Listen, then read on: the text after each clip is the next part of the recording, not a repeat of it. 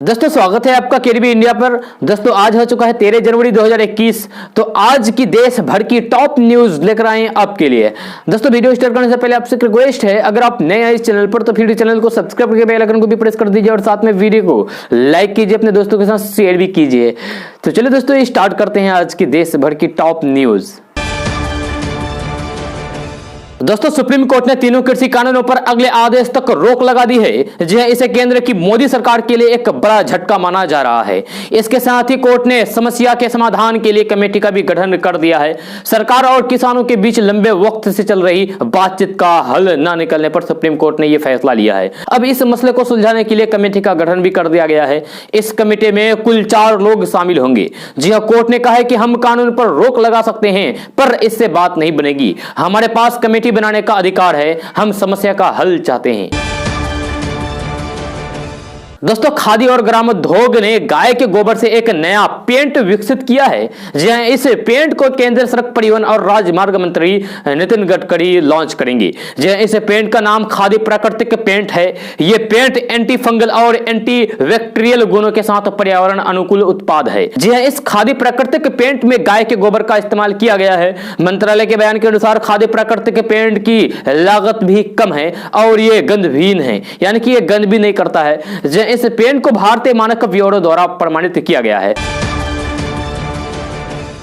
दोस्तों कांग्रेस के पूर्व अध्यक्ष राहुल गांधी ने कहा है कि आंदोलन कर रहे किसान की मांग को लेकर सरकार की नीयत साफ नहीं है और किसान उसके इरादे को समझते हैं, इसलिए सरकार की उन्हें समझाने की हर कोशिश नाकाम हो रही है।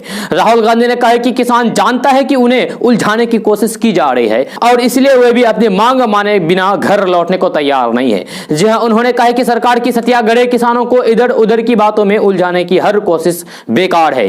अन्नदाता सरकार के इरादों को समझता है, उनकी मांग साफ है। साथ ही राहुल गांधी ने लिखा है कि कृषि विरोधी कानून वापस लो। इससे पहले भी राहुल गांधी ने कहा था कि केंद्र सरकार की उदासीनता एवं अहंकार के कारण किसान आंदोलन के दौरान 60 से अधिक किसानों की जान जा चुकी है। उन्होंने ट्वीट किया है कि मोदी सरकार की उदासीनता और अहंकार ने 60 से अधिक किसानों की जान ले ली है। किसानों के आंसू पोंछने की बजाय यह सरकार उन पर आंसू गैस के गोले छोड़ रहे हैं। राहुल गांधी ने आरोप लगाया है कि इस तरीके से क्रूरता सांगांठ वाले पूंजीपतियों के हितों को बढ़ावा देने के लिए है। राहुल गांधी ने कहा है कि तीनों कृषि कानूनों को निरस्त किया जाना चाहिए ही चाहिए।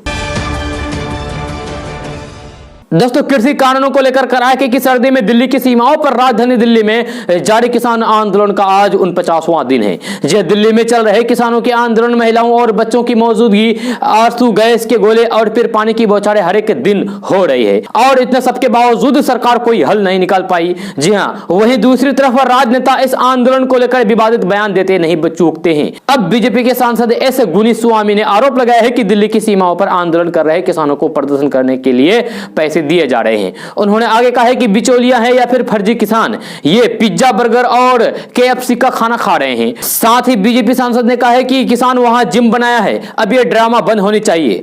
आपको बता दें कि ये पहला मामला नहीं है जब भाजपा नेताओं ने इस आंदोलन पर सवाल उठाए हो। इससे पहले भी कई भाजपा नेताओं ने इस किसान आंदोलन को लेकर कई तरह के अनर्गल बातें करते आ रहे हैं।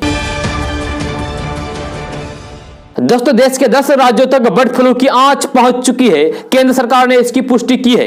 जी हां, बर्ड फ्लू के कारण इन राज्यों में पक्षी दिन ब दिन कम होते जा रहे हैं। जी हां, पक्षी बर्ड फ्लू की चपेट में आते जा रहे हैं। इस बीच प्रधानमंत्री नरेंद्र मोदी ने देश के विभिन्न हिस्सों में बर्ड फ्लू की मौजूदा स्थिति को देखते हुए सभी राज्यों से इसका फैलाव रोकने के लिए सावधान रहने को कहा है। साथ ही प्रधानमंत्री नरेंद्र मोदी ने स्थानीय प्रशासन से जल निकायों के आसपास चिड़ियाघरों और मुर्गी पालन केंद्रों पर निरंतर निगरानी सुनिश्चित करने पर जोर दिया है। यह सभी राज्यों के मुख्यमंत्रियों से कोरोना टीकाकरण अभियान को लेकर एक वीडियो कॉन्फ्रेंस के जरिए संवाद के दौरान प्रधानमंत्री नरेंद्र मोदी ने कहा है कि उन राज्यों को और अधिक सावधानी बरतने की जरूरत है जहां बर्ड फ्लू का कोई भी मामला सामने नहीं आया है। प्रधानमंत्री नरेंद्र मोदी ने कहा है कि इसके फैलाव को रोकने के लिए जिलाधिकारियों की भी महत्वपूर्ण भूमिका है। उन्होंने कहा है कि मेरा आग्रह है कि प्रभावित राज्य के मुख्यमंत्री मुख्य सचिवों के माध्यम से सभी जिलाधिकारियों का मार्गदर्शन करें। जिन राज्यों में भी बर्ड फ्लू नहीं पहुंचा है वहां की राज्य सरकारों को भी पूरी तरीके से सतर्क रहना होगा।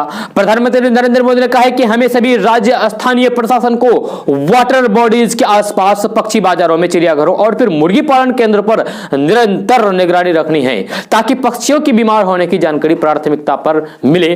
जी हां, प्रधानमंत्री नरेंद्र मोदी ने कहा है कि बर्ड फ्लू की जांच के लिए जो प्रयोगशालाएं हैं वहां समय पर सैंपल भेजने से सही स्थिति का जल्दी पता लगेगा और स्थानीय प्रशासन भी उतनी ही तेजी से कार्रवाई कर पाएगा। दोस्तों, भारत के सबसे अमीर आदमी के बारे में अगर पूछा जाए तो हर कोई इसका जवाब दे सकता है। इसका जवाब होगा मुकेश अंबानी। मगर पूछा जाए कि भारत की सबसे अमीर महिला कौन है तो शायद काफी लोग इसके जवाब नहीं दे पाएंगे। अगर आपको भी नहीं पता तो चलिए जानते हैं कि भारत की सबसे अमीर महिला कौन है और उसका नाम क्या है। तो सबसे अमीर महिला का नाम है सावित्री जिंदल। जी हां, हाल ही में ब्लूमबर्ग की ओर से रिलीज की गई सबसे अमीर लोगों की लिस्ट में भी सावित्री जिंदल का नाम शामिल है। सावित्री जिंदल को ब्लूमबर्ग की दुनिया के 500 सबसे अमीर लोगों में स्थान मिला है।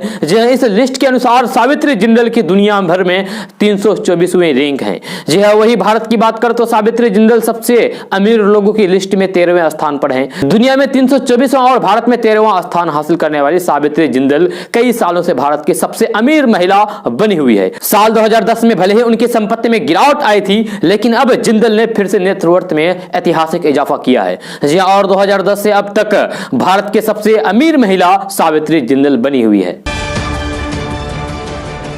दोस्तों, पश्चिम बंगाल की मुख्यमंत्री ममता बनर्जी ने बिना किसी का नाम लिए कहा है कि वे देश को बांटने की इजाजत नहीं देगी और वे लोगों के लिए ही काम करती रहेगी और उनके लिए ही जिएगी और मरेगी। जी हां, ममता बनर्जी ने कहा है कि आजादी के बाद से ही देश ने कई समस्याओं का सामना किया है, लेकिन देश का बंटवारा नहीं हुआ है। उन्होंने कहा है कि मैं देश को तोड़ने और बांटने की इजाजत नहीं दूंगी। मैं लोगों के लिए जीऊंगी, उनके लिए काम करूंगी और यहां तक कि आम लोगों के लिए ही मरूंगी। स्वामी विवेकानंद की जयंती की पूर्व संध्या पर ममता बनर्जी ने कहा है कि उन्होंने कहा था कि भारत में किसान, मोची और दलित समेत सभी वर्गों के नेता होंगे।